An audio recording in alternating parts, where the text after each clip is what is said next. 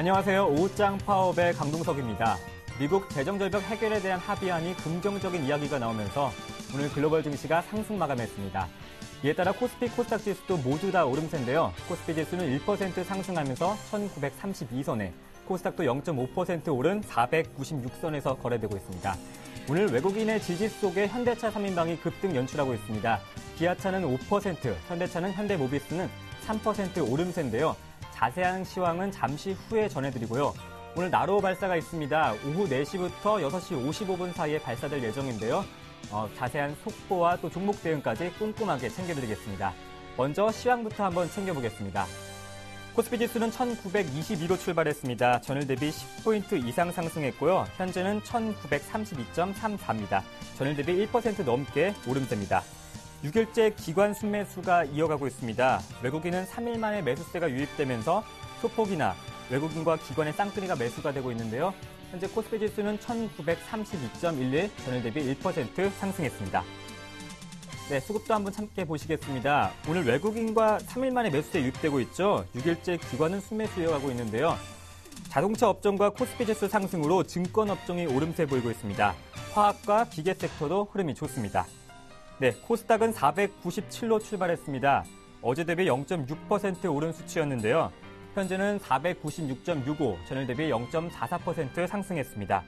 외국인과 기관이 매도하고 있는 속에 개인이 홀로 매수하고 있습니다. 운송 장비와 부품이 2% 이상 오르고 있고요. 유통, 출판, 제약, 컴퓨터 서비스, 반도체 업종은 1% 이상 상승 중입니다. 현재 코스닥 지수는 496.65입니다. 외환시장으로 가보겠습니다. 미국 재정절벽 해결 의지의 원달러 환율은 2원 내린 1084원 50전에 출발했습니다. 밤사이 오바마 대통령이 성탄절 전까지 협상 의지를 밝히자 위험자산 회피 심리가 진정되는 모습인데요. 다만 환율이 하락 출발했지만 전날 상승분을 반납한 성격이기에 크게 내리지는 않을 것으로 보고 있습니다. 현재는 전일 대비 0.17% 하락한 1084원 70전입니다. 네, 다음은 증권사 연결해봐서요. 오늘의 가장 문의가 많았던 업종 또 관심 종목까지 챙겨보겠습니다. 이번엔 우리투자증권 양산지점의 우형우 대리입니다. 안녕하십니까? 네, 안녕하십니까? 네, 대리님 오늘 가장 문의가 많았던 종목은 어떤 게 있었나요? 네, 금일 가장 문의가 많았던 종목은 기아차입니다. 네. 지금 이번 주 내로 봐서도 자동차주들이 굉장히 강한데요. 우선 문의가 가장 많이 들어왔습니다. 그러니까 지금 저희 쪽에서 생각하기에는 펀더멘탈 실적 측면이 아니라 키 맞추기 장세가 되지 않겠나 개인적으로 판단을 하고 있고요. 일단은 수급 적으로 잘 체크를 해보셔야 될 것 같습니다. 장기간 투자하기에는 좋다고는 생각 안 하고 있고요. 일단은 목표가는 7만 원을 제시해 드리겠습니다. 혹시라도 매수를 대기하시는 분들 같은 경우는 조정받을 때 5만 8천 원대에 매수를 한번 생각을 해보시고요. 혹시라도 5만 4천 원이 깨지는 한이 있으면 손절 라인을 정해 드리겠습니다. 네. 기아차는 매수가 5만 8천 원, 손절가 5만 4천 원, 또 목표가 7만 원 잡아주셨고요. 오늘 관심 종목은 어떤 게 있습니까? 네, 금일 추천 종목은 고영입니다. 네. 고영 같은 경우는 2002년 설립된 3D 검사 장비 업체입니다. 그리고 IT 검사 분야에서 세계 최고의 기술력을 보유한 업체입니다. 기존의 2D 장비 같은 경우는 납땜 이후에 검사를 하는 반면 3D 장비 같은 경우는 용매 단계에서부터 검사를 하기 때문에 투비 대비 원가 손실률을 최소화할 수 있는 가장 큰 장점이 있습니다. 또한 핸드셋뿐만 아니라 자동차 전장업체에도 장비를 공급하면서 향후 높은 이익률을 유지할 것으로 보입니다. 그리고 4분기에는 신규 사업인 3D AOI와 반도체 검사 장비의 성장이 기대되고 있고요. 그리고 올해 매출 같은 경우는 3D AOI 같은 경우는 9%에서 23%, 그리고 반도체 장비 같은 경우는 3%에서 6%로 내년에는 포트폴리오가 재조명되면서 다양한 포트폴리오가 짜여질 것으로 보고 있습니다. 그리고 전 세계에 750여 개의 고객의 다양한 매출처를 유지하고 있는 반면 그리고 높은 수익성까지 유지할 것으로 전망을 하고 있습니다. 고영은 매수가 27,000원 제시해드리고요. 목표가는 32,000원, 손절가는 25,000원 제시해드리겠습니다. 네, 고영은 현재가와 비슷한 매수가 27,000원, 목표가 32,000원, 손절가 25,000원 제시해 주셨습니다. 말씀 잘 들었습니다. 고맙습니다. 네, 감사합니다. 네, 지금까지 우리투자증권 양산지점의 우영우 대리였습니다. 버락 오바마 대통령이 백악관에서 성명을 통해 우리의 궁극적인 목표는 공정하고 균형 잡힌 합의에 도달하는 것이라면서 성탄절 이전까지 합의를 볼 수 있기를 희망한다고 말했습니다. 다만 그는 중산층 세금 인상을 막으려면 의회가 지금 나서야 한다고 지적했습니다. 미국의 주택지수와 내구재 주문 등 경제 지표가 개선되는 모습을 보였습니다. S&P 케이스 실러 지수는 지난 9월에 0.4% 상승했고 10월 내구재 주문도 시장 전망치인 마이너스 0.6%를 웃돌면서 보합세를 나타냈습니다. 또한 방산업종과 운송장비를 제외한 핵심 자본재 주문은 1.7% 급증해 5월 이후 최대 증가폭을 기록했습니다. 스페인 구형 방키아 은행은 오늘 2015년까지 6천여 명을 줄이고 지점 1,000여 곳을 정리할 계획이라고 발표했습니다. 이번 조치는 유럽연합 집행위원회가 방키아를 비롯해 자금난을 겪는 스페인 은행 4곳에 대한 구제금융안을 승인한 직후 나왔습니다. 이에 따라 4개 은행은 부채와 투자 규모를 현재보다 최대 60% 감축하는 조건으로 총 370억 유로에 이르는 자금을 지원받게 됐습니다. 우리나라의 첫 우주발사체 나로우가 오늘 오후 발사될 예정입니다. 교육과학기술부와 한국우주연구원은 어제 최종 리허설을 마쳤습니다. 나로 우주센터에서 나로우는 발사 준비에 들어가 오후 4시부터 6시 55분 사이 우주를 향해 쏘아 올려집니다. 이번 발사가 성공하면 우리나라는 자국에서 자력으로 위성을 발사한 10번째 국가가 됩니다. 네, 자세한 이야기는 여의도로 연결해 보겠습니다. 오늘은 한맥투자증권 변현규 대리 연결되어 있습니다. 안녕하십니까? 네, 안녕하십니까? 네, 대리님, 오바마 대통령이 재정 합의에 대한 정탄절 이전까지 재정 합의를 하겠다고 긍정적인 이야기가 나오고 있는데요. 이 낙관 녹조 어떻게 믿을만 한가요? 네, 맞습니다. 전일 공화당 존 베이너 하원 의장의 긍정적 발언처럼 지금 한순간에 그 재정 절벽 협상에 대한 분위기가 좀 바뀌고 있는데요. 27일에는 리드 민주당 상원 원내대표가 최근 재정절벽 협상에 별다른 진전이 없다는 비관적 평가로 시장이 좀 하락을 하였습니다. 하지만 전일 오바마 대통령과 베이너 공화당 하원 의장이 재정절벽 협상 타결에 낙관적 입장이라는 입장을 밝히면서 조금 더 긍정적인 분위기를 바뀌었는데요. 오바마 대통령은 성탄절 이전에 재정절벽 협상이 타결되길 원한다면서 중상층에 대한 세금 감면 연장 방안이라도 합의해서 가져오면 이를 승인하겠다는 입장을 밝히고 있습니다. 베이너 역시 부자 증세만 아니라면 새로운 세입 증대안을 긍정적으로 검토할 수 있다고 밝히고 있습니다.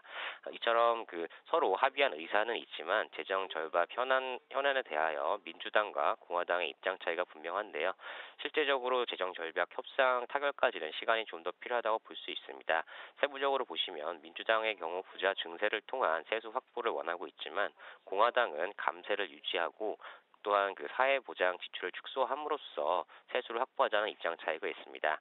하지만 금융시장에서는 협상 타결은 어느 정도 이루어질 거라고 보고 있는데요. 하지만 그 타결 시점에 대한 불확실성 때문에 시장이 상당 부분 민감하게 반응하고 있습니다. 재정 절벽 이슈로 당분간 이 일비하는 시장은 불가피할 것으로 보입니다. 네. 이선 그리스로 가보면요. 그리스 추가 금융 지원에 대한 합의는 이루어지면서 일단락된 것 같은데 어떻게 잠잠해질 수 있을까요? 네, 그리스의 경우 지금 유로존 재무장관 회의에서 그리스에 340억 유로를 지급하도록 합의가 됐습니다.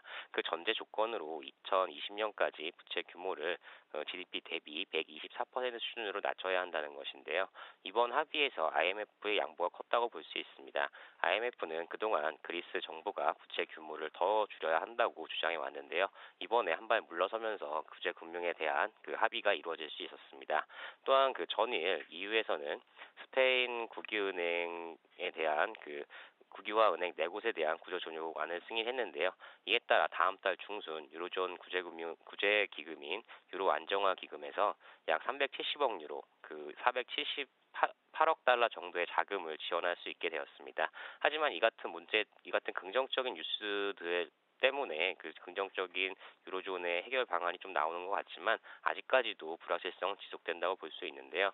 먼저 그리스에서 주어졌던 이런 혜택들이 지금 동일하게 재정 위기를 겪고 있는 포르투갈이나 아일랜드에 동일하게 적용될 수 있느냐는 문제가 있습니다. 그리스한테 부여된 혜택을 이 같은 나라에 주어져야 한다는 주장이 제기되면서 유로그룹 회의에서는 앞으로 이 문제를 EU 집행위가 논의할 것이라고 밝히고 있는데요. 그렉시트 위험이 있는 그리스에게만 이런 그 유리한 점을 적용할 것이라는 게 일반적인 입장입니다. 또한 그 스페인이 4분기 마이너스 성장은 지속될 것으로 보이고 있는데요. 또한 그 주택 가격 하락세가 지속이 되면서 은행 구조 조정에 대한 그 불확실성이 지속적으로 제기가 되었습니다. 마찬가지로 이탈리아도 경기 침체와 그리고 내년에 있을 총선에 대한 불확실성으로 아직까지 유로존에 남아있는 이런 불확실성들은 다 해결되었다고 볼 수가 없습니다. 이런 문제들이 단기간에 일정 정책으로 해결되기보다는 어느 정도 이 재정 문제들은 해결에 시간이 필요한데요. 중장기적 관점에서 접근하셔야 하며 지금까지의 정책들이 그 실물 경제에 반영되기 위해서는 적어도 2년에서 3년 정도의 시간이 필요할 것으로 판단이 됩니다. 네, 미국과 유럽의 문제가 진정되면서 오늘 글로벌 증시가 상승 마감했는데요. 코스피 지수가 1% 오르면서 1930선을 단숨에 회복했습니다. 단기 전망 한번 짚어주시죠. 네, 맞습니다. 오늘 그 생각보다 좀 강하게 반등을 보여주고 있는데요. 하지만 아직까지도 글로벌 경기 침체 우려는 지속되고 있다고 볼 수 있습니다. 물론 아까 말씀드렸듯이 미국의 경우 재정 절벽 협상에 대한 불확실성은 지속적으로 나올 전망이고요. 이 문제를 오바마 대통령은 크리스마스 이전에 해결하고 싶어 하지만 그 해결 시점이 아직도 불확실성이 남아있는 건 마찬가지입니다. 또한 유로존 쪽에서도 여러 가지 협상이 진행되고 있지만 이 모든 문제들이 해결되기 위해서는 앞으로 시간이 좀 더 필요할 것 같고요.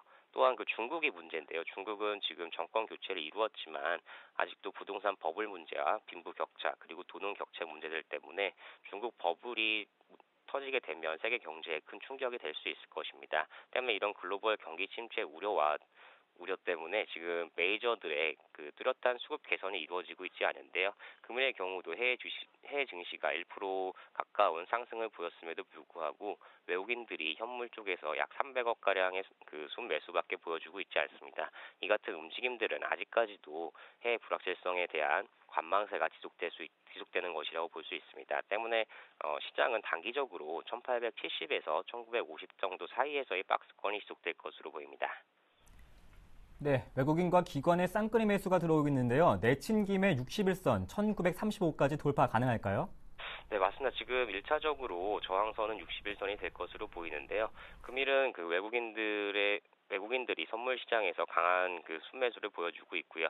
특히 연기금을 중심으로 한 기관 쪽에서 현물에서 그 2천억 가량의 순매수를 보여주고 있기 때문에 이 부분이 지수 상승을 좀 견인하고 있습니다. 하지만 그 단기 상승에 대한 부담이 있기 때문에 61선인 약 1935선에 대한 저항은 좀 상당히 있을 것으로 그렇게 판단이 되고요.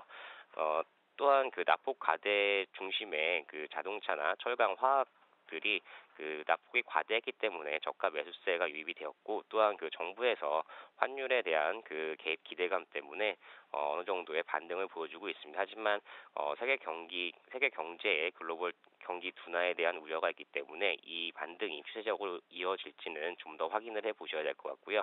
때문에 지금 수준에서는 여기서 추격 매수를 하시기보다는 단기 급등에 따른 리스크 관리가 필요한 그런 시점이라고 볼 수 있습니다. 네, 도움 말씀 고맙습니다. 잘 들었습니다. 네, 감사합니다. 네, 지금까지 한맥투자증권 변영규 대리와 함께했습니다.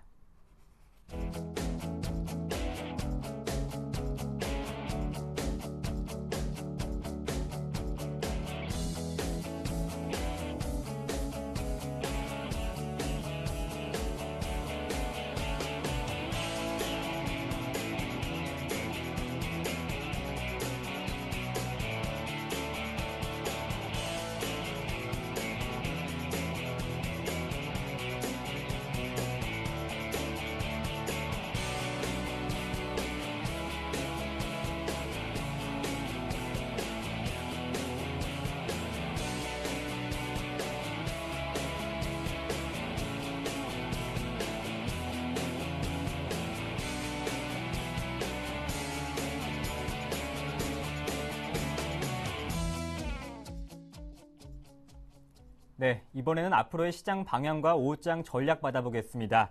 우리투자증권 강남대로의 길계선 부장 연결되어 있습니다. 부장님 안녕하세요. 안녕하십니까? 네, 외국인과 기관의 매수가 들어오고 있고 기관의 수급이 순매수가 이어지고 있는데요. 오후장 전략 또 특징주까지 함께 짚어주시죠. 네, 금일장은 삼성전자에 의존하는 그런 장세가 아니라 대형주 쪽에 의존하고 있는 장세라고 평가가 됩니다. 기존에도 제가 삼성전자에 대한 혼자의 단독 드리블은 불가하다라는 얘기를 들어왔었는데요. 현 장세는 이제 대형주 중심으로 흘러가고 있는데 물론 중소형주도 동반해서 따라는 가고 있지만 리드를 대형주 쪽에서 하고 있다는 인상이 굉장히 짙은데요. 이러한 흐름을 결정짓는 수급은 결국은 기관과 외국인의 흐름입니다. 기관은 최근에 포트폴리오 수익률을 복구를 위한 이제 전방위적인 노력을 하고 있는데요. 이제는 삼성전자의 포트폴리오 포지션이 풀로 다 차 있기 때문에 여타 업종으로 순매수 범위를 확대하고 있는 것이 확인이 되고 있습니다. 즉 그동안 중립 의견을 보내오던 조선이나 중공업, 철강, 화학, 운수 장비까지도 계속 비중 확대 분위기를 만들고 있고요. 외국인의 경우에는 위험자산 기피 와중에도 핵심 포트폴리오 종목에 대한 단기 배팅은 유지하고 있는 것이 판단되고 있습니다. 외국인이 최근에 삼성전기라든지 삼성 SDI, LG 디스플레이 등의 IT 대형주들을 집중 공략을 한 것과 함께 KT나 호남석유, 대우인터라든지 CJ제일제당, 대한항공과 같은 바닥권에 있는 종목들도 탑픽 종목을 중심으로 업종별로 공략하고 있다는 것이 수급적으로 특징이 보이고 있습니다. 따라서 지금은 대형주 수급이 상당히 하방 경층이 확보된 상황에서 외국인 매도를 기관이 흡수하는 수준에서 시장이 충분히 박스권을 탈피하라는 흐름을 계속 만들어가고 있다. 이렇게 판단이 되어지는 수급 상황입니다. 네, 외국인의 지지 속에 오늘 현대차 3인방이 급등하고 있는데요. 어떤 전략 세워주시겠습니까? 네, 지금 현대, 기아차, 모비스를 비롯한 3인방과 함께 현대, 위아, 글로비스, 만도 등까지도 그리고 자동차 부품주까지도 동반 상승을 하고 있습니다. 일단 지수는 하방 경직성을 유지한 가운데 상승 예상 가운데 현대차 그룹이 최근까지 연비 악재가 돌출되면서 주가가 최근 낙폭을 보였다가 다시 이 부분들이 이제 해결이 되면서 시장이 악재를 딛고 반등을 노리고 있는 계속적인 그런 모멘텀이 만들어져 가고 있습니다. 구체적인 좀 실례를 들어보면 그동안의 연비 악재에 대한 부분은 대부분 주가에 반영됐다고 보는 것이 실제적으로 현대차의 주력 차종 중 하나인 제네시스가 공식 연비가 11 내지 12km의 리터당 표준을 발표를 하고 있는데 실연비 측정 경과가 한 8 내지 9km의 연비가 나오고 있습니다. 하지만 그 연비 부분이 굉장히 좀 발표 내용과 동일하지 않다고 하더라도 동급 비교 시에 독일 명차들의 연비가 7 내지 8km밖에 안 된다는 것을 감안해 보면 연비를 일단 잘못 보도한 것은 맞지만 상대적으로 비교 시 현대차 그룹의 자동차 연비가 그렇게 나쁜 연비는 아니라고 판단되어지겠습니다. 따라서 이 부분이 최근에 주가에 대부분이 반영되고 나서 그리고 나서 제 주가를 찾아가는 그런 회귀 과정을 거치고 있다 판단하시면 되는데요. 하지만 자동차 업종의 탑픽은 역시 현대차가 아닐까 판단해 봅니다. 예전에도 자동차 업종을 분석할 때 기아차보다는 현대차에 집중해야 한다는 그런 필요성을 강조드렸는데요. 현대차 아반떼 연비는 세계적인 경쟁력 수준에 지금 이미 등극을 해 있습니다. 반면 기아차 소울의 연비 같은 경우에는 소형차가 중대형차 수준의 연비가 나올 정도로 굉장히 안 좋은 연비이기 때문에 연비 부분 쪽의 수치만 봐도 현대차 주식을 사야 되는 것에 대한 강력한 어떤 동기를 느낄 수밖에 없기 때문에 자동차 업종 긍정적인 관점 유지하되 탑픽을 현대차로 삼아야 된다 강조드리고 싶습니다. 네, 나로 발사가 오후 4시부터 6시 55분 사이에 발사될 예정이라고 하는데요. 벌써부터 관련주들이 들썩이고 있습니다. 네, 나로 발사 관련한 이런 것들은 이제 증시 내에서는 테마주로 이제 확연하게 나타날 수 있는 그런 근거들이 많습니다. 하지만 개인적으로는 단기 트레이딩에 대한 접근이 바람직하다고 보고 있는데요. 테마주가 시장을 주도하기에는 대형주 섹터의 유동성이 굉장히 많이 집중이 되고 있기 때문에 일단 테마주 쪽, 특히 나로 발사 관련한 것은 단기 트레이딩으로 접근이 바람직하다고 보고 있습니다. 실제 발사된 이후에 성공 결과가 보도돼야만 그때서야 실질 수혜주에 국한해가지고 추가 상승이 가능할 것으로 전망을 하고 있습니다. 따라서 성공과 실패에 대한 명확한 확신이 없는 상황에서 중립적 대응이 바람직하다고 보고 있고요. 물론 지금 비추로시스라든지 비추로테크, 이수페타시스, 한양 ENG, 세트랙 I 등의 테마주들이 단기간에 최근에 상승을 통해 가지고 상당히 사전 선방돼 있던 것으로 저는 분석을 하고 있습니다. 따라서 추격 매수는 비중 조절을 통해서 일부 트레이딩만 하는 것이 바람직하고요. 나로 발사가 성공된 이후에 가장 수급적으로 모멘텀이 몰리는 주식에 한해서 트레이딩 다시 추가적인 접근을 추격 매수로 할 것을 제안드리겠습니다. 네, 끝으로 오후장 투자 전략 들어보겠습니다. 네, 지금은 계속적인 중소형주를 대형주가 리드해주면서 선두 업종과 리딩 업종이 움직임에 따라서 후발적으로 중소형주가 같이 움직여주는 그런 대형주 중심 대응장입니다. 종목별 대응에 대한 부담을 덜어내고 싶다면 ETF 대응을 권고드리고 싶습니다. 코덱스 레버리지 통한 인덱스 추종 전략의 2배 전략, 그리고 삼성전자라든지 삼성그룹주들에 대한 개별 종목 터치가 어렵다 그러면 삼성그룹주 코덱스 ETF를 권해드리고 싶고요. 자동차 업종의 토픽을 별도로 자신이 동의하고 또 집중적으로 포커싱을 맞추기가 좀 어렵다고 보면 코덱스 현대차 그룹주에 대한 대응도 나쁘지 않다고 보여집니다. 금일 같은 경우에 증권이나 은행, 건설, 트로이카들을 상당히 궁금해 하시는 분들이 많은 것 같은데요. 트로이카 중에서는 증권 업종이나 은행 업종보다는 건설 업종이 단기적인 모멘텀이 훨씬 더 바람직하다고 보고 있고, 탑픽 업종으로는 탑픽 종목으로 현대건설을 권유드리고 싶습니다. 네, 말씀 잘 들었습니다. 고맙습니다. 네, 고맙습니다. 네, 지금까지 우리투자증권 강남대로 지점의 길계선 부장님과 함께했습니다.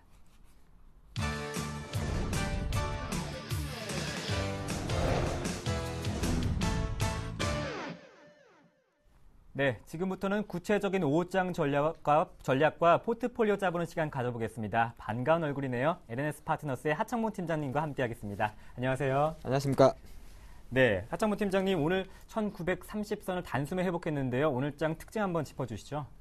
네, 아무래도 이제 어떤 정치적 발언입니다만은 사실 미국에서 이제 크리스마스 전에 네. 재정절벽 이슈를 좀 해결하겠다는 그런 기대감이 좀 묻어났고, 오늘 장 같은 경우도 보니까 삼성전자는 조금 이제 어제부터 쉬었습니다만은 자동차주의 반등 자체가 사실은 보통 삼성전자가 가고 나면 자동차가 따라간다는 전차군단의 학습 효과가 좀 가미됐던 것 같고요. 역시나 또 다른 섹터, 대표적으로 경기 민감 섹터, 화학이라든지 철강, 건설 관련주들이 좀 올라오는 흐름이 나오다 보니까 시장은 다시 한번 1930선까지 올라오면서 가장 중요한 거는 사실 그런 것 같습니다. 여기서 이제 계속 가느냐, 61선 저항이냐 이것보다도 실제적으로 네. 1900포인트 초반 정도에서 계속 지지를 해줬다는 것 자체가 상당히 좀 의미가 있지 않나 그렇게 보겠습니다. 네, 코스피 지수가 1% 상승하면서 내친김의 61선 돌파, 1935 돌파도 가능할까요? 일단 이제 그 부분을 조금 말씀드리면 사실 네. 이제 지수에 대한 판단이 될 것 같은데요. 이미 지금 우리 투자가분들이 종합주가지수만 보고 있어서 그렇지 사실은 코스피 200으로 구성된 대형주는 이미 오늘 종합 61선을 돌파했다고 제가 말씀드리겠고요. 잠깐 차트를 보면서 시장에 대한 힘을 좀 설명드리도록 하겠습니다. 네.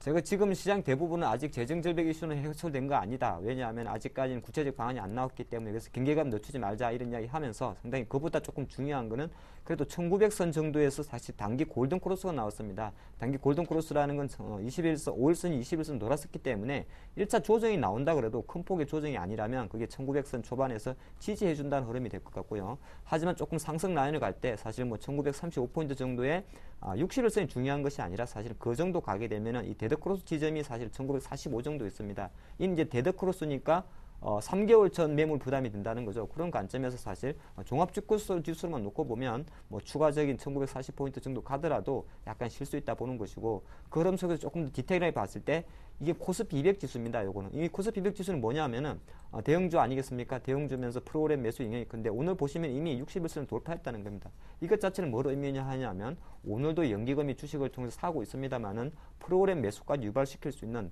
드라이버가 된다는 겁니다. 그래서 전체적인 흐름에서 봤을 때 일단 저항 영역에 얼마까지 가서 저항을 받을까를 고민하지 마시고 실제적으로 조정폭이 어느 정도 오더라도 시장 일단은 견고하게 받쳐준다. 즉 연말까지는 그래도 연기금이 있기 때문에 우리가 긍정적 뷰는 좀 가져보자. 그 정도로만 접하는 게 좋을 것 같습니다. 네, 지수 61선 돌파는 긍정적으로 보시고 계시고요.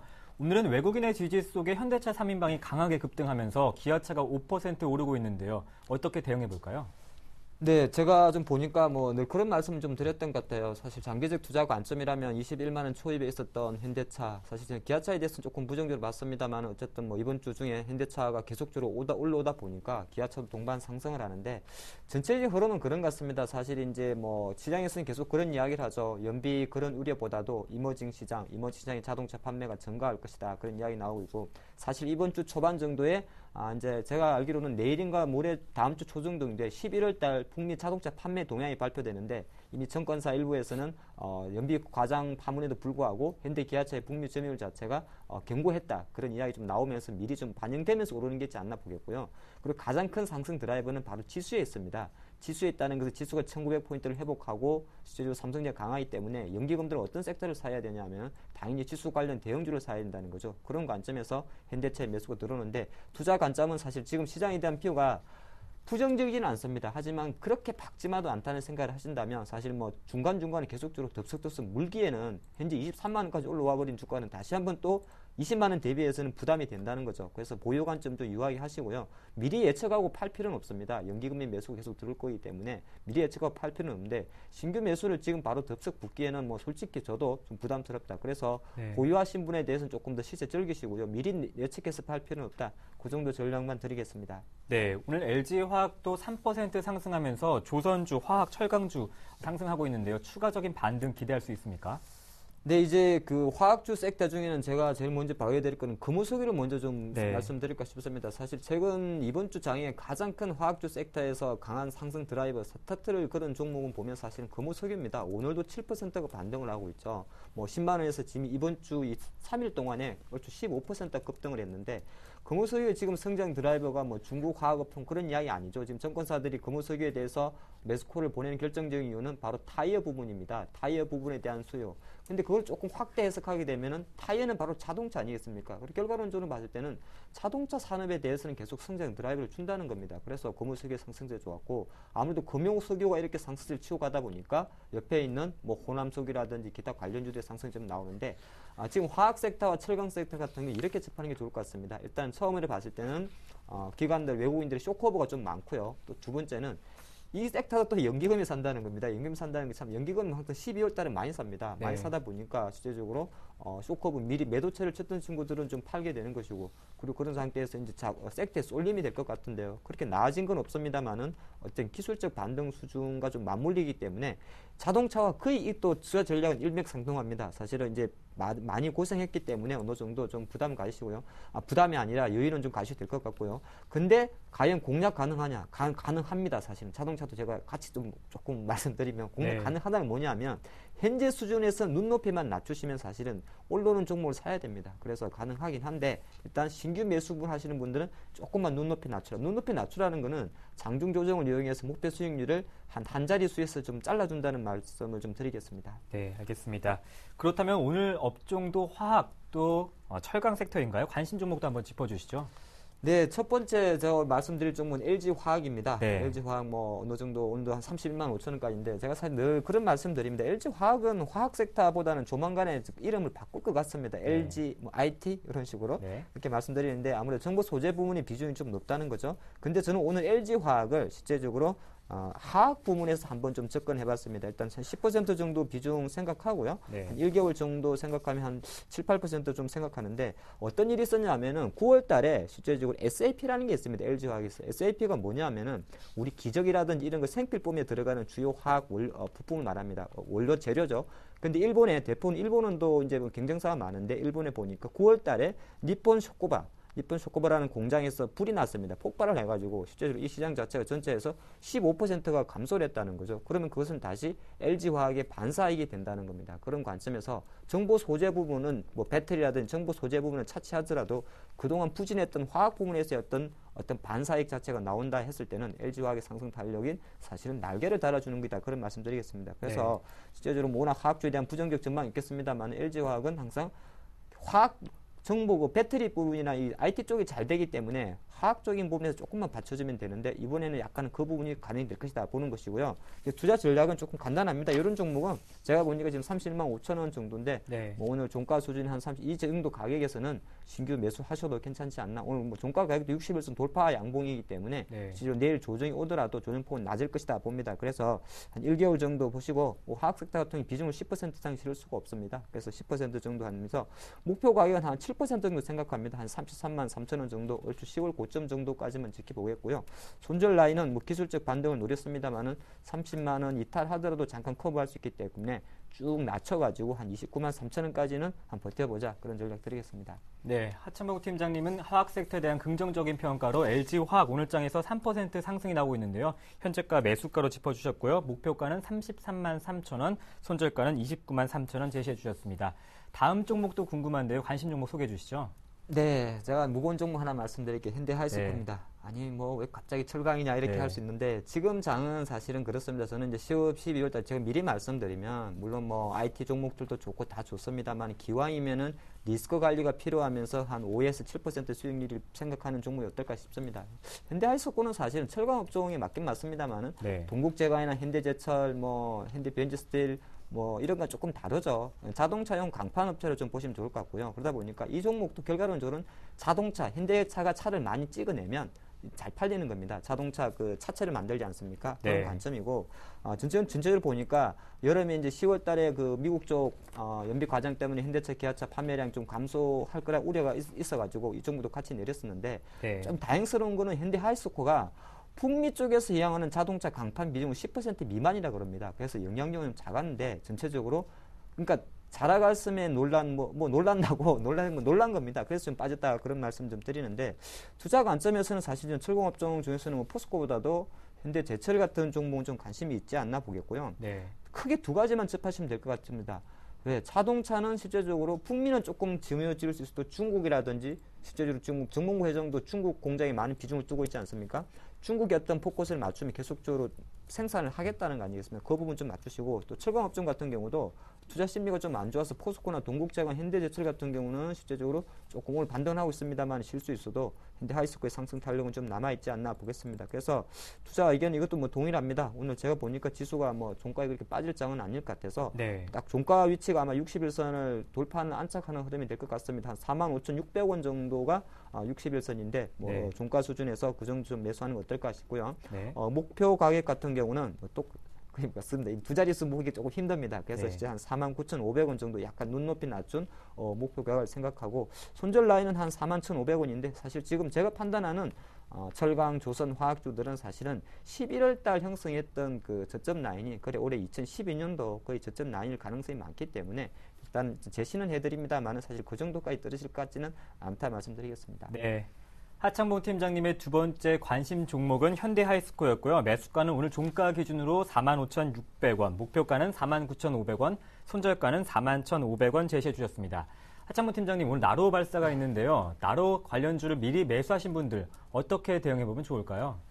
아주 감각이 좋으신 분들이죠. 네. 왜 그러냐면 실제적으로 이제 뭐 이미 제가 이번 주 잠깐 일부 종목들을 보니까 한 네. 7%에서 많게 10%는 올랐습니다. 그래서 네. 시장 이제 참여자들은 뭐 사실 이번에는 성공할 것이다 그런 단순히 기대감으로 매수한 예. 것 같지는 않고요. 이제 나로 갈팔사 자체가 워낙 이제 하도고 최근 일주일 동안에 어떤 이 관련주들이 실제적으로 어느 정도 뭐 테마가 좀 없었다 보니까 좀 들어왔는데 네. 대표적으로 비추로테크라든지 비추로식스 이런 관련 한 17개 이상의 나로 관련주가 있습니다. 근데 제가 보니까 잠깐 그 비추로테크만 통해서 잠깐 보면 네. 확실히 지금 오늘 뭐 벌써 8%네요. 제가 아침에도 잠깐 언급드렸던 것 같은데 네. 기대감이 상당히 큰 것 같은데 아까 우리 조금 전에 그 우리 투자증권 길게선 부장님도 그런 말씀드렸죠. 사실 이게 발사되고 안 되고는 우리가 판단할 수가 없는 겁니다. 뭐 지난 금요일 날 안철수 전 후보가 갑자기 사퇴해서 네. 월요일 날 점 한가 가는 것처럼 아무도 모르는 것이죠. 그래서 저는 투자 관점에서는 신규 매수에 아침에 들어오신 분이라면 오히려 또 여유가 있어서 좀 축하드릴 것 같고요. 이제 남아있는 오후 시간에 과연 이것을 덜고 갈까 아니면은 어차피 장 끝나고 이제 결과가 나오니까 잠깐 사볼까 그런 생각을 하시는데 주식은 로또가 아닙니다. 제가 네. 그런 말씀 드릴게요. 미리 좀 보유하신 분 그리고 오늘 아침에 또 좀 감각 좋게 매수하신 분은 실제적으로 현재 수준 정도면 조금 좀 제가 보니까 청산하는 게 어떨까 싶습니다. 그러니까 네. 제 판단은 나로가 발사 여부가 중요한 게 아닙니다. 실제로 네. 발사를 했다 치더라도 내일 아침에 거의 뭐 시초가 정강 후약될 가능성이 많기 때문에 네. 뭐 오늘 지금 현재 수준 정도부터는 일단 보유하신 분이나 아침 매수해 분에 대해서는 좀 일찍 청산하시고 네. 나로 발사는 편안하게 무 포지션으로 보는 게 어떨까 싶습니다. 네, 나로 관련주는 변동성이 크기 때문에 눈높이를 조금 낮추셔서 현재 시점에서 수익 챙기시는 것도 좋을 것 같다 말씀을 하셨고요. 잠시 속보 전해드리면 나로가 오늘 오후 4시에 발사될 것이라고 확정된 뉴스가 나왔습니다. 보다 자세한 이야기는 또 속보가 나오면 전해드리겠습니다. 네, 지금까지 LNS 파트너스 하창봉 팀장님과 함께했습니다. 말씀 잘 들었습니다. 고맙습니다. 감사합니다. 네, 이어서 오늘장 흐름을 분석하는 시장 중계석이 이어집니다. 네, 잠시 시황 봐보면요. 현재 코스피 지수는 1930선, 좀 전에 1933선에서 거래되다가 상승폭이 좀 줄어들었습니다. 0.95% 상승한 1930.60입니다. 코스닥은 0.32% 상승한 496.05에서 거래되고 있는데요. 오늘 코스피 지수가 1% 강한 흐름 보이고 있습니다. 뭐 장중에는 1930선 돌파하기도 했고요. 1930선 33선까지 터치하기도 했습니다. 코스닥은 코스피보단 약하지만 0.3% 정도 오름세 유지하고 있고요. 500선에 바짝 다가섰습니다. 496.05에서 거래되고 있습니다. 오늘 원달러 환율도 소폭 하락했죠. 1원 80전 하락한 1084원 70전에 거래되고 있는데요. 뭐 원달러 환율은 더 이상 내려가지 않을 것이라는 전망이 우세합니다. 뭐 1085원 선에서 거래되고 있고요. 저번 주만 해도 원달러 환율은 1080원 선 초반에 움직이고 있었죠. 이번 주는 1080원 중후반대에서 움직일 것으로 예상되고 있습니다. 네, 다음은 샘플러스 김영근 전문위원 연결해서 오늘 더 자세한 이야기 나눠보겠습니다. 안녕하십니까? 네, 안녕하세요. 네, 6일째 기관의 매수세가 이어지고 있는데요. 오늘장에서도 기관의 러브콜이 강합니다. 오늘장 특징주 수급 한번 짚어주시죠. 예, 그렇습니다. 지수가 현재 지금 1930포인트, 31포인트까지 올라온 상태인데요. 수급적인 부분을 보자면 역시 오늘도 기관의 강한 매수가 유입이 되고 있습니다. 1900억 정도 유입이 되고 있고요. 외국인이 한 350억 정도 유입이 되고 있는데 의미를 더 부여할 수 있는 부분은 사실 이러한 현물 쪽에서의 매매보다는 바로 외국인들의 그러한 선물에서의 매매라고 봐야 되겠죠. 오늘 같은 경우도 지금 46,000계약 정도 매수가 유입이 되고 있습니다. 그러면서 이제 프로그램 매수가 또 유입이 되면서 2,200억 정도 매수세가 유입이 되면서 전체적으로 또 이러한 대형주들의 그러한 강한 흐름들이 좀 나타나고 있는 모습이고요. 이러한 부분들은 어제도 이제 좀 설명을 드렸지만 추가적인 그런 상승이 가능한 1900선이 돌파되고 나서 그 부분을 계속 좀 말씀을 드리고 있는데요. 그 주식 비중에 대한 부분을 더 늘리는 현금 비중을 한 20-30%만 유지하고 매매에 가담할 수 있는 그런 시장이라고 좀 말씀드리는데요. 결론적으로 일단 오늘도 그러한 시각을 좀 유지를 해야 될 것 같고요. 업종별로 좀 더 자세하게 좀 살펴보도록 하겠습니다. 일단 오늘 뭐 투신이나 기금도 계속 매수에 유입이 되고 있는데 오늘 같은 경우 가장 강하게 또 매수하는 쪽은 주가 흐름에서 보시다시피 바로 운수 장비 업종이죠. 자동차와 조선업종에 대한 이러한 강한 매수세가 유입이 되고 있고 기관 외국인들이 같이 동반 매수를 좀 보여주고 있습니다. 그리고 뭐 화학 쪽에 대한 매수도 강하게 유입이 되고 있고 특히 기관 쪽에서 유입이 되고 있고요. 건설에 대해서는 기관의 매수와 또 외국인의 매수가 같이 동반 매수가 유입이 되고 있습니다. 그리고 오늘 금융에 대해서도 매수가 유입되고 있고 증권 쪽도 지수가 1930포인트 다시 돌파 시도를 하면서 지금 현재 61선 정도를 지금 시도를 하고 있는 모습인데요. 아마 뭐 추가적인 상승이 가능하지 않나 이렇게 좀 판단이 들고 있습니다. 현재 이러한 외국인들의 선물 쪽에서의 매수에 의해서 움직이는 최근에 이러한 부분을 좀 말씀을 드리는데 이 부분이 바로 또 우려점으로도 바로 생각을 해볼 수도 있습니다. 선물의 매도가 나타난다면 베이시스가 약화된다면 당연히 또 시장은 또 빠르게 또 하락할 수밖에 없는 그러한 상황이 된다고 봅니다. 그러한 우려감은 있지만 현재 뭐 시장이 나타나는 대로 그대로 받아들일 필요가 있다고 생각을 하고요. 미국의 이제 재정 절벽에 대한 부분도 오바마 대통령이 크리스마스 이전까지는 합의를 원한다. 뭐 이러한 또 언급을 좀 했었고요. 그러한 부분들 봤을 때 계속해서 뭐 구체적인 합의점을 좀 찾아낼 것이라고 좀 판단을 하는 편이 그렇게 생각을 할 수 있을 것 같습니다. 일단 뭐 우리 시장 같은 경우 좀 긍정적인 시각을 제가 1900 넘어서면서부터는 계속 유지를 좀 하는 상황입니다. 그래서 오늘 그 전략적인 부분은 특징 업종을 좀 살펴보고 나서 다시 말씀을 드리도록 하겠습니다. 오늘 지금 특징 업종을 좀 보자면 일단은 뭐 자동차 쪽이 가장 강한 그러한 흐름을 좀 보여주고 있고요. 자동차 업종 그리고 뭐 화학 업종이라든가 철강, 뭐 건설, 조선업종 이러한 뭐 특징 업종을 좀 잡을 수가 있는데 딱히 뭐 어떠한 그 업종별로의 특징이라기보다는 전반적인 시장의 흐름이라고 좀 봐야 될 것 같습니다. 상승을 하는 이유 자체가 같은 이유라고 봐야 되겠죠. 물론 이제 이유는 각 업종별로 종목별로 다른 이유들이 붙겠지만 사실상 이유는 이런 시장의 흐름에 의한 외국인들 선물의 그러한 매수에 의한 그런 트레이딩에 의한 수급에 의해서 주가가 지금 이렇게 움직이고 있다 이렇게 좀 판단을 해야 될 것 같고요. 자동차 같은 경우에도 모든 것들이 다 지금 외국인 기관이 동반 매수가 유입되는 섹터가 강하게 상승을 하고 있고 이유적인 부분이야 좀 약간의 차이 이유가 있겠지만 실제적인 이유는 미국의 재정 절벽에 대한 그 협의에 대한 부분 불안감의 완화 이렇게 좀 표현을 해볼 수 있을 것 같습니다. 전반적인 그런 업종의 흐름은 그렇게 좀 판단을 하면 될 것 같고요. 그리고 현재 뭐 특징 그러한 종목으로는 뭐 기아차라든가 가업종별로 그리고 뭐 금호석유 화학 쪽에서는 철강에서는 현대제철, 건설에서는 뭐 현대건설 계속 누누이 말씀드리는 종목이고요. 조선에서는 굳이 이제 조선을 매매를 구매를 한다면 접근을 한다면 삼성중공업 이 정도를 좀 말씀을 드리는데요. 일단 뭐 그러한 흐름들이 계속 지속이 되고 있고 현재까지 시장에 대해서 계속 말씀드리는 이러한 부분들이 잘 흘러가고 있는 것 같습니다. 말씀을 드리는 대로 잘 흘러가고 있는데요. 그렇다면 우리가 이제 전략적인 부분을 좀 보자면 최근에 제가 뭐 그 부분은 여전히 좀 변함이 없습니다. 긴 시각에서의 전략적인 부분은 여전히 좀 변함이 없는 상황인데요. 지수가 일단 뭐 1900선을 넘어섰기 때문에 그 현금 비중에 대한 부분은 마찬가지입니다. 현금 비중 현재 상태에서 그냥 20-30% 정도만 유지를 한 상태에서 종목을 대형주를 저가 매수가 잘 됐다면 그대로 저는 끌고 갈 필요가 있다고 생각을 하고요. 그리고 상단에 대한 밴드에 대한 부분을 1950포인트 정도까지 좀 생각을 하고 있는데요. 1950포인트 정도에 좀 근접을 하게 된다면 그때는 다시 현금 비중을 좀 늘려야 되는 그러한 시기라고 생각을 합니다.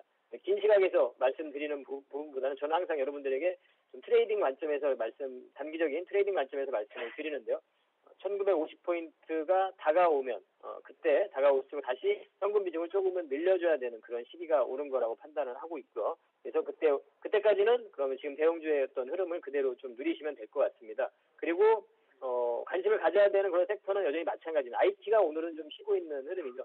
IT가 삼성전자가 저렇게 쉬어주기 때문에 다른 업종, 여타의 다른 섹터 쪽으로 이렇게 활발하게 또 움직임이 나타날 수 있는 거라고 판단합니다. 그래서 삼성전자 IT가 지금은 쉬고 있고 SK하이닉스의 주가 흐름을 보시면 아시겠지만 박스권의 흐름을 좀 보여주고 있는 상황이죠. 그래서 이런 IT가 좀 약간 쉬면서 다른 업종들이 순환되고 이러한 흐름들이 좀 나타나는 겁니다. 그래서 일단 그러한 흐름들은 긍정적인 흐름이라고 보고요. 지속적으로 IT 쪽은 여전히 관심을 가져야 된다고 생각을 하고요. IT를 현재 보유하고 있는 사람들은 약간의 좀 답답함을 좀 느낄 수도 있겠지만 약간의 횡보 구간, 박스권의 흐름을 보여주고 추가적인 상승은 가능하리라고 좀 보고 있습니다. 그래서 이런 IT 쪽 관심을 지속적으로 가져야 될 것 같고요. 자동차 쪽은 일전부터 계속 거의 저점 부분에서 잘 말씀을 드린 것 같습니다. 그래서 그러한 흐름들이 계속 나타나고 있고 여전히 관심을 가져야 될 것 같고요.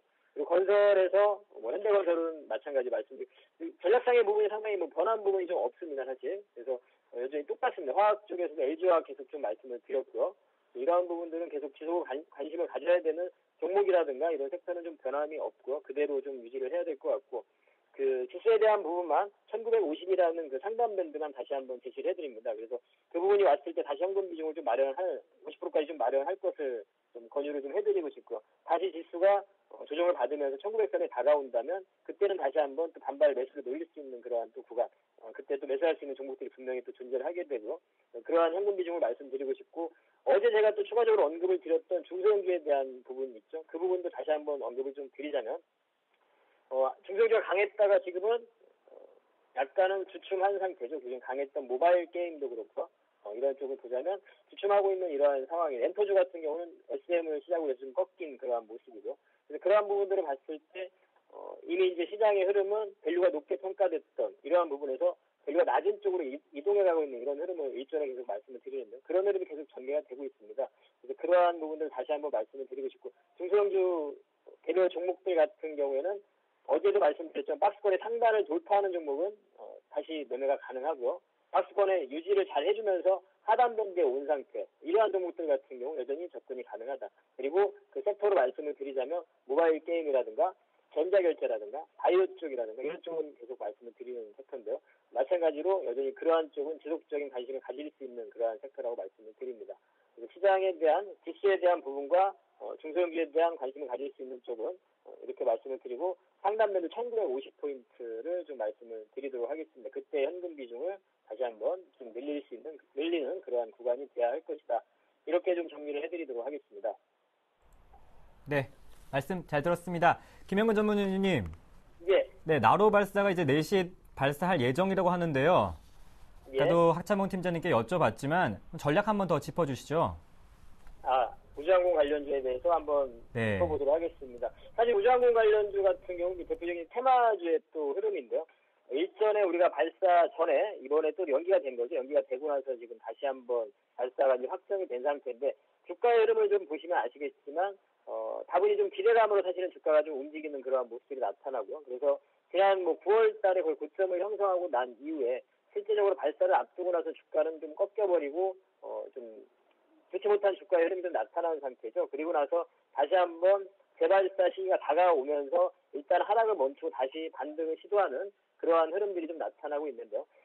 다분히 그냥 테마의 그런 흐름이라고 좀 봐야 될 것 같고, 그래서 발사를 이제 하고 나서 뭐 좋은 결과가 나온다면 현재 아마 지금 주가를 좀 확인해보면 변동성이 좀 나타났죠. 거래도 좀 리밋되고 변동성이 좀 나타났는데 일단 차트를 좀 여러분들 보시면서 좀 말씀을 좀 드리도록 하겠습니다. 대표적으로 뭐 세트랙 아이나 이런 정보를 좀 보시자면 아까 설명드린 대로 9월달에 고점을 형성한 이후에 꺾이고 하락을 멈춘 상태에서 다시 반등을 하고 있는 상태죠. 주봉상으로 보시면 아시겠지만 다시 원위치 된 겁니다. 주가는. 그러니까 나로 발사가 되기 전에 그 상태 기대감이 반영이 됐던 게 다시 고스란히 반납이 되면서 그냥 주가는 다시 원위치 됐다고 보고요. 살짝 이제 기업적인 부분으로 접근을 좀 해야 될 것 같습니다. 만약에 우주항공 관련 쪽으로 접근을 하신다면 저는 이제 테마성의 흐름보다는 아주 양호한 재무구조라든가 성장성이라든가 이런 기술력을 갖추고 있는 세트랙 아이나 이런 종목들 같은 경우는 충분히 접근할 수 있다고 생각을 합니다. 트레이딩이 가능하다고 생각을 하고요. 현재 자리에서도 이러한 종목들은 다시 그 기대감이 다 반영이 되고 나서 원위치 됐기 때문에 접근이 저는 가능하다, 매매가 가능하다고 생각을 합니다. 그래서 만약에 우주항공 쪽에 관심을 가진다면 올해 이제 발사 결과를 또 봐야 되겠지만 좋은 결과가 나온다고 해서 주가가 급등을 한다든가 이런 일은 좀 없을 것 같습니다. 그래서 테마성의 부분보다는 여러분들이 재무제표나 이런 것도 확인 한번 해보시고 이런 사업성이라든가 앞으로 사업의 성장 부분 동사 세트레가이 같은 경우는 설립 이후에 거의 적자를 본 적이 한 번도 없습니다. 매분기마다 계속 흑자를 내고 있는 기업이기 때문에 상당히 기술력도 인정을 받고 있는 그런 기업이기 때문에 이러한 정도의 종목이라면 좀 접근을 할 수 있다. 이런 정도로 정리를 해드리고 싶고 테마 우주항공 관련의 어떤 발사 성공 이후에 급등을 노리고 들어가는 그러한 매매는 좀 자제를 해드리고 싶습니다. 대선 테마 관련한 그러한 부분도 같은 개념이라고 좀 보시면 될 것 같습니다. 이렇게 좀 정리해드리도록 하겠습니다. 네, 김영근 전문위원님 오늘 IT 업종이 쉬기 때문에 다른 종목들이 움직인다 이렇게 말씀을 하셨는데요. 예. 네, 삼성전자도 하락하고 있고 LG 디스플레이가 4% 급락이 나오고 있습니다. 기관의 매도가 이어지고 있는데요. 수급 변화 의미가 있습니까? LG 디스플레이 같은 경우는 이제 말씀하시는 대로 매도가 좀 나오고 있는 상황인데요. 이 부분은 제가 아까 좀 전에도 좀 설명을 드렸지만 IT 쪽에 좀 박스권의 흐름을 좀 말씀을 드렸었는데요. SK 하이닉스의 주가도 마찬가지입니다. 주가 좀 올라오고 나서 이렇게 좀 박스권의 흐름을 좀 보여주고 있는 상황이고요.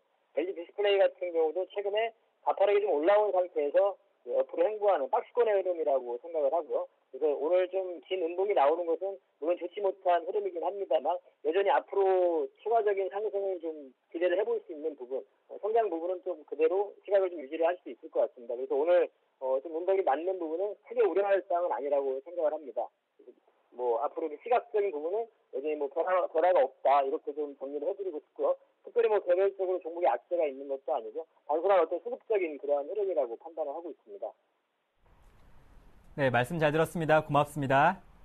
네, 감사합니다. 네, 지금까지 샘플러스 전문위원 김영근 전문위원과 함께했습니다. 네, 저희 서울경제TV는 LG U+TV에서도 함께 하실 수 있습니다. 여러분의 많은 성원과 사랑 부탁드리겠습니다.